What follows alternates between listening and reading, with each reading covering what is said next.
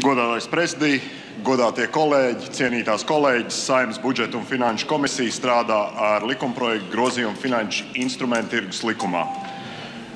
Otrajam lasījumam kopumā iesniegti 137 priekšlikumi. Lielākā daļa no priekšlikumiem ir iesniegusi Finanšu ministrija un Saeimas juridiskais birojs. Tas nozīmē, ka šis likumprojekts uz Saeimu ir atsūtīts sliktā kvalitātē. Diemžēl šis netuvu nav vienīgais nekvalitīvi izstrādātais likumprojekts, par kuru Saeima saņem no Finanšu ministrijas.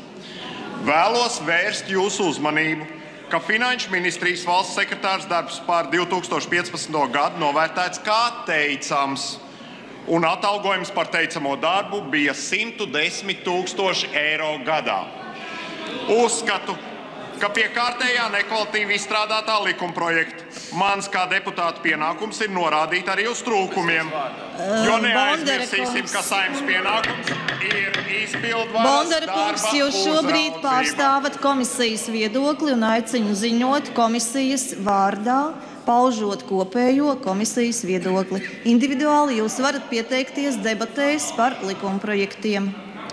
Paldies, Saeimas priekšsēdētājs kundze. Es ceru, ka viens likums, viena taisnība šajā valstī un ka visi šodien runātāji ir darījuši precīzi tieši to.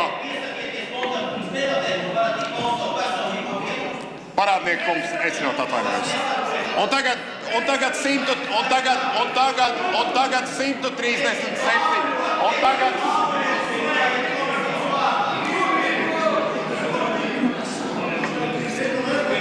Kolēģi, aicinu pievērsties priekšlikumiem. Tātad pirmais priekšlikums, ko iesniegusi deputāte Sudraba.